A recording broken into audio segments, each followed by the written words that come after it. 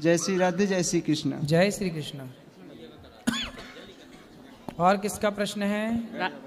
जी राधे राधे महाराज जी। मैं जी, दिल्ली जी। से आई हूँ, मेरा नाम सुमन है। भगवान अपने भक्तों को दुख क्यों देते हैं? जितना भगवान राम को न मानते मारे हैं। काहू, सुनो मैया आपका प्रश्न हो गया। राम न मारे काहू को, पापी नहीं आराम, आप ही से मर जाते हैं कर कर खोटे काम। भगवान किसी को दुख नहीं देते, को न काहू को सुख दुख कर दाता, निज कृत कर्म भोग सब भ्राता। हर व्यक्ति अपने अच्छे बुरे कर्मों का फल भोगता है। आप बुरा करेंगे तो आपके साथ बुरा होगा, जब आपके साथ बुरा होगा तो आपको लगेगा यार भगवान दुख दे रहे हैं। भगवान दुख नहीं दे रहे हैं, आपने जो किया था गलत काम। जैसे भीष्म पितामह ने एक सांप को कांटे के ढेर में फेंक दिया था कुछ जन्म पहले, तो कांटे चुभ गए ढेर सारे, कांटा चुभने से सांप मर गया। तो जैसे पितामह के द्वारा सांप को कांटों की सैया दी गई, तो पितामह भीष्म को भी बाणों की सैया पर लेट करके वो सांप को जो कांटों में सुलाया था उसका बदला इस जन्म में पूरा हुआ। तो कोई दुख भगवान थोड़ी दे रहे हैं किसी ये को, पिछले जन्मों का कर्म है। हाँ। अब सीधा अपन लोग क्या करते हैं, मुंह उठाए और सीधा भगवान को कह दिया कि भगवान ने दुख दे दिया। हम ये नहीं देखते कि हमारे अपने कर्म क्या थे, हमने कहाँ गलत काम किए। अच्छा ये बताओ, भगवान से आपकी कोई मैया दुश्मनी है? भगवान आपको दुख क्यों देंगे ये बताओ? नहीं, जो पाप करते हैं उनको तो सुखी रखते हैं।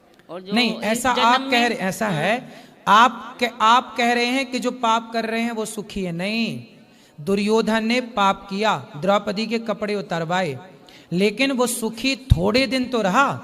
पांडव वनवास चले गए, वनवास 12 साल, 1 वर्ष का अज्ञातवास, 13 साल सुखी रहा दुर्योधन। द्रौपदी के कपड़े उतारने के बाद 13 से 14 साल सुखी रहा। 15वें साल तो द्रौपदी के कपड़े में हाथ लगाया ना जिस दिन, उस दिन से 15वें साल में सर्वनाश होना स्टार्ट हो गया। ऐसा पर 15 साल तक तो यही लगेगा देखने में, यार ये पापी आदमी बड़ा तरक्की कर रहा। मैया, पाप करने वाले कुछ महीने कुछ वर्ष ही दिखते हैं कि हाँ ये बढ़िया है, लेकिन उनका अंत बड़ा बुरा होता है, सर्वनाश होता है। अंत हमने तो नहीं देखा ना। क्यों? अरे आप देखो ना देखो, पर होता तो है। ईश्वर के घर देर तो है, अंधेर नहीं है। लेकिन ये बताओ, दूसरा पापी है पुण्यात्मा, उससे आपको क्या? आप बताओ कि आप दुखी हैं तो भगवान को दोष क्यों देते हैं? हम दूसरे के पाप पुण्य के ठेकेदार क्यों बने? अपना देखो ना कि आप कितने पाप और पुण्य करे बैठे हो। आप बताओ, आप दुखी हो कि सुखी हो? हम तो संतुष्ट हैं, हमें कोई वो नहीं है, लेकिन कोई काम नहीं होता ना तो फिर मन में ये बातें आती हैं। तो काम नहीं होता तो काम कर लो, इसमें भगवान सब काम करने आएंगे। तुम्हारा झाड़ू पोंछा सब भगवान करें हैं? नहीं, ये बात नहीं कह रहे। फिर क्या बताओ? बच्चों की शादी नहीं हो रही, बच्चे इतने बड़े बड़े होते जा रहे हैं। कितने साल के हैं? 30 से ऊपर हो गया बेटा। बेटा क्या काम करता है? बेटा जॉब करता है। कितना कमाता है? ये तो पैकेज होता है ना, उसका हिसाब कितना होता तो बताओ, मैं चुरा थोड़ी लूंगा। कितना कमाता है? यही 30-14 लाख। तो इतना अच्छा कमाता फिर भी शादी नहीं हो रही है? नहीं हो रही। तो उसको बताना चाहिए, साल में इतना पैसा कमा रहा है। साल में कि महीने में? साल में। अब बताओ, 40 लाख रुपया कमा रहा है साल का, फिर भी शादी नहीं हो रही है? भैया अपना नंबर दे दो, अभी हो जाएगी 1 हफ्ते के अंदर। अभी देखो यूट्यूब पे सब सुन रहे हैं कि 40 लाख कमा रहा मैया का छोरा। 40 लाख नहीं बोला मैंने, 13 बोला है साल का। अच्छा हाँ, 40 नहीं बोला मैंने, 13-14 ऐसे बोला। ठीक है, इतने में भी हो जाएगी। कहाँ नंबर दें? हैं? कहाँ पर लिखवाएं? आप अपना नंबर बोल दो, मोबाइल ऐसी यूट्यूब पे आ जाएगा, अपने आप छोरियों के फोन आने लग जाएंगे। यूट्यूब पे नहीं मैं बोलूं। राधे राधे।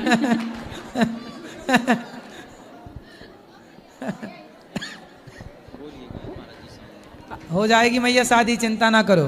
बेटे से बोलना पीपल की पूजा करे, सवेरे जल चढ़ाया करे, शाम को दीपक जलाया करे पीपल में। पीपल में शाम को दीपक देसी घी का और सुबह जल 1 महीने तक कंटिन्यू करने से विवाह के योग बन जाएंगे। 1 साल के अंदर ही हो जाएगी विवाह शादी। ठीक है? जब ब्याह हो जाए तो बहू को, दुल्हा दुल्हन को दोनों के लेके आना, बेटा बहू को। ठीक है? खुश रहिए। बोले गुरुदेव की है। मैं गीतकार, संगीतकार, गायक, कलाकार, कवि, आकाशवाणी, दूरदर्शन से प्रोग्राम जो आते रहते हैं, मेरे चक्षु नहीं हैं, फिर भी मैं बचपन से पढ़ा लिखा नहीं हूँ। उसके बावजूद भी मैंने 2500 रचनाएं लिखी है, राष्ट्रीय और सामाजिक। वो कुछ रचनाएं मैं यहाँ गुरुदेव की आज्ञा से बोलना चाहता हूँ। बिल्कुल सुनाइए। है ना, अभी गुरुदेव ने कहा बेटियों के फोन आ जाएंगे, किसी लड़के के फोन आ जाएंगे, उसी संदर्भ में मैंने लिखा है कि बेटियां बच कर के रहना मंचलों की चाल से, और बेटियां बच कर के रहना मंचलों की चाल से। कोई शिकारी खेल ना ले, कोई शिकारी खेल ना ले फिर तुम्हारी जान से, और बेटियां बच कर के रहना मंचलों की चाल से। बहुत सुंदर। क्यों रहना चाहिए कि श्रद्धा के टुकड़े किए कितने ये तुमको याद है, श्रद्धा के टुकड़े किए कितने ये तुमको याद है, और निर्भया की निर्मम हत्या की वो घटना ज्ञात है। कोई भेड़िया खेल न ले, कोई भेड़िया खेल न ले फिर तुम्हारी जान से, वाह। और बेटियां बच कर के रहना मंचलों की चाल से, और बेटियां बच कर के रहना मंचलों की चाल से। लक्ष्मी तुम दुर्गा तुम्ही इस देश का स्वाभिमान हो, लक्ष्मी तुम दुर्गा तुम्ही इस देश का सम्मान हो। अरे शेरनी ओ शैतानों को, अरे शेरनी ओ शैतानों को फोड़ देना दांतों से, और बेटियां बच कर के रहना मंचलों की चाल से। और मंचलों तुम भी सुनो इस बात को कुछ ध्यान से, अरे मंचलों तुम भी सुनो इस बात को कुछ ध्यान से, और बेटियों को छेड़ोगे तो जाओगे तुम जान से, बेटियों को छेड़ोगे तो जाओगे तुम जान से। अरे फांसी के तख्ते पे झूलना, और फांसी के तख्ते पे झूलना है जघन्य अपराध से, और बेटियां बच कर के रहना मंचलों की चाल से, बेटियां बच कर के रहना मंचलों की चाल से। अपनी इज्जत को बचाना, अपनी इज्जत को बचाना है तुम्हें हर हाल से, और बेटियां बच कर के रहना मंचलों की चाल से। बहुत सुंदर,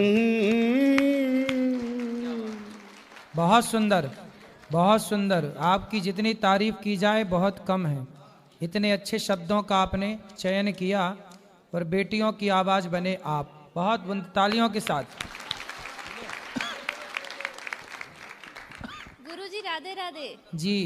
मेरा एक क्वेश्चन है, हम कृष्ण को अपना पति मान सकते हैं?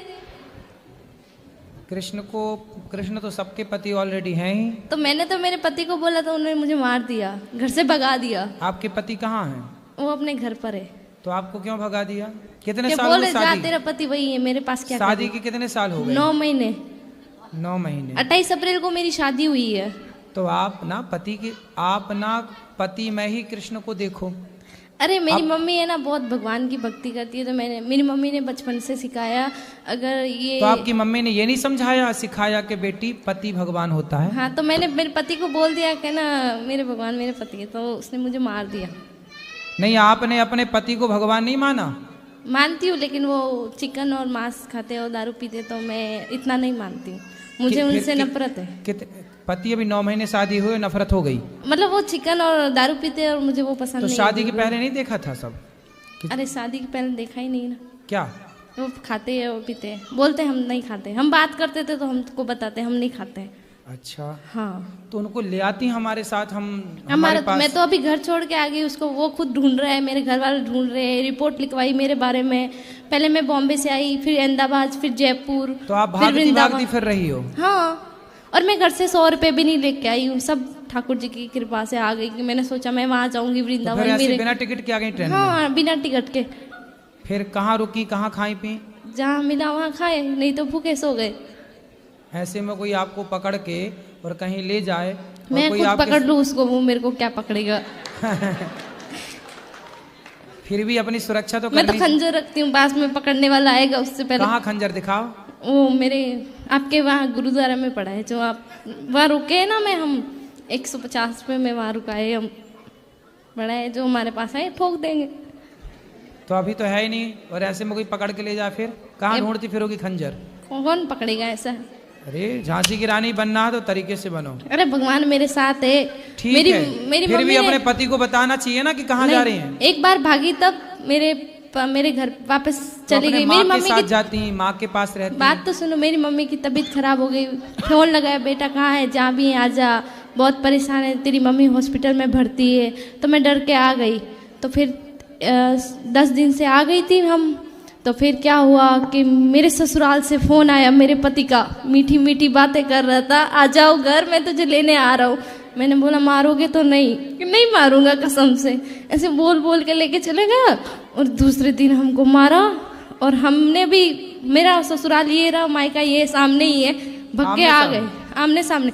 हमको अच्छा। चोट लगा तो हमने दिखाया, मेरे गांव में दिखाई। ये देखो तुम बोलते हो मारते नहीं, रूम बंद करके मारता है, तुम्हें तो पता नहीं चलता हमको मारता है। तो पड़ोस वाले बोले नहीं नहीं हमारा बेटा ऐसा नहीं है, नहीं नहीं ऐसा हमारा तो बेटा। आमने सामने है, सामने ससुराल, इस तरफ मायका। हाँ तो कभी मायके भाग के आ गई, कभी ससुराल चली गई, हाँ और अभी दोनों से छोड़ के यहाँ आ गई आप। हाँ, किसी को पता नहीं कहाँ है। अभी मैंने आज ही फ़ोन किया मेरी माँ को, मैंने बता दिया मैं वृंदावन के, बोला घर आ जा बेटा प्लीज़ आ जा, हम गांव में समझा देंगे हमारी बेटी यहाँ आती तो यहाँ आपने आती। शादी के पहले, जब आपके घर के सामने ही लड़का रहता है, तो आपने शादी के पहले नहीं देखा कि वो मांस खाता? कि मैंने तो शर्म? उसको कभी देखा ही नहीं ना, मेरा घर सामने ही है, लेकिन मैंने उस लड़के ऐसे को, कैसे हो जाएगा कि सामने वो रहता सुबह और जाता देखा है नहीं? शाम को आता है, हमको मालूम है, और दोस्तों के साथ रहता है, शराब वराब पीता है। तो काहे कर ली शादी? शादी अब शादी कर ली तो बेटा 17 निभाओ। उम्र है मेरी अभी तो। आपको शादी करने के पहले सब विचार करना था, अब कर ली तो अब निभाओ बेटा। मैंने अनुभव, वो मेरे को मतलब मेरा ना, मेरे को बातें करने का बहुत शौक है ऐसे, मतलब सब लोग मुझे ऐसे बोलते हैं कि तो ये तो पति से बहुत, बातें करो ढेर वो सारी। बहुत शैतान है। मेरे को बोल रहे, मेरी सास है ना, मैं सुबह 5 बजे उठ के काम करती हूँ सारा घर का, लेकिन है ना फिर भी बोली मायके नहीं जाना। क्यों ना जाऊँ मायके, मेरे सामने मायका है, और मेरी मम्मी काम पे जाती है, और मेरी मम्मी काम पे जाती है तो 1-1 महीने से घर नहीं तो आती है। सवेरे ना, सुबह ना आप 10 बजे आधे घंटे के लिए ससुर मायके चली जाया करो, नहीं, फिर पड़ोस ससुराल। के घर पे ना रूम लॉक करती है, अंदर बैठो, बाहर किस लिए जा रही हो? और अंदर बैठती हूँ तो क्या अंदर क्यों बैठी हो, बाहर निकलो, घर गृहस्थी में जाओ, बातें सीखो। और बाहर जाती हूँ तो बोलती है कि बाहर ऐसे सिखाएंगे तुमको, तेरी सास ऐसी हमसे है। क्या प्रश्न करना है ये बताओ, हमसे क्या पूछना है ये बताओ। सर अभी तुम्हारी सास, तुम्हारा ससुर, तुम्हारा पति, तुम जानो, हमसे गुरुजी, क्या आप पूछना है ये बता दो बताओ। हमको कौन सा रास्ता चुनना चाहिए, मायका या तुम्हारे ससुराल? घर का रास्ता इस तरफ से किस तरफ से बताओ? बाड़मेर। हाँ तो सीधा वहीं जाओ। बाड़मेर कितना दूर है मालूम है? हमको भी नहीं पता कितना दूर है, हमको पता ही नहीं, हम कहाँ गुजरात, से जाए? गुजरात से? नहीं तो राजस्थानी, मारवाड़ी, प्योर राजस्थानी। मारवाड़ी। हाँ, तो राजस्थान का रास्ता है, यहीं गोवर्धन के बगल में राजस्थान लग जाता है, बॉर्डर वहां से। पर पता नहीं ना कहाँ से टिकट लेना है, हैं? पता ही नहीं है। पढ़ी लिखी नहीं हो क्या? पढ़ी लिखी होती तो यहाँ थोड़ी होते। क्यों नौकरी ये जो करते। यहाँ है वो पढ़े लिखे नहीं है क्या? गुरुजी मैं बहुत परेशान हूँ, आप बता दो यार। किससे परेशान हो? सबसे किसी से परेशान नहीं हो, आप अपनी अज्ञानता से परेशान हो। मेरा एक ही, मेरे साथ बुरा भी करे ना तो मैं उसका सही सोचती हूँ। तुम्हारे साथ कोई बुरा नहीं कर रहा, तो करते तुम हैं ही बहुत। कर रही हो सबके साथ बुरा। नहीं, बहुत बुरे लोग हैं, कौन सब लोग बुरा? बुरे। जो देखा ना मैं चला, बुरा ना मिली कोई। क्यों तुम खुद बुरी हो। ना मैं बुरी सास ना की हूँ। सेवा करो, बढ़िया अब पाँव बता दबाया दो, करो। एक सेकंड, अब बता दो ना। सास की खूब सेवा करो, पति के साथ रहो, पति को लेके हमारे पास आना, उसका मांस शराब हम छुड़वाएंगे।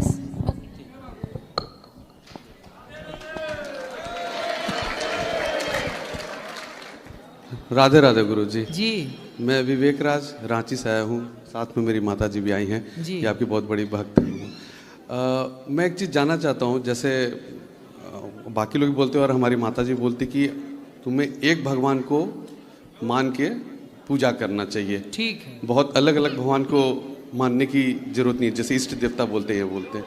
तो इसमें क्या सच्चाई है, और अगर जरूरी है कि क्या हम एक ही भगवान को ध्यान करें, माने अलग भगवान को नहीं? कितने भगवान होते हैं आपके हिसाब से? सर काउंट तो हमें नहीं पता है, लेकिन फिर भी आपके कितने भगवान हैं? मैं तो जो मेन भगवान है, जो उनको जानता हूँ, उनको चाहे वो क्या नाम सरस्वती है? जी हो, दुर्गा माँ हो, शंकर जी हो, कृष्ण जी हो, सुनो, राधा रानी। हाँ जी। भगवान एक ही होते हैं। अच्छा। देवता बहुत होते हैं। देवता 33 कोटि हैं। कोटि का अर्थ प्रकार करो या करोड़ करो, ठीक है। देवता 33 करोड़ होते हैं। भगवान एको ब्रह्म द्वितीयो नास्ति, ईश्वर एक है। उन एक का नाम है भगवान श्रीमन नारायण। वही है राम, वही है कृष्ण, वही है शंकर, शंकर जी ही हैं हनुमान जी, वही हैं कोई अलग अलग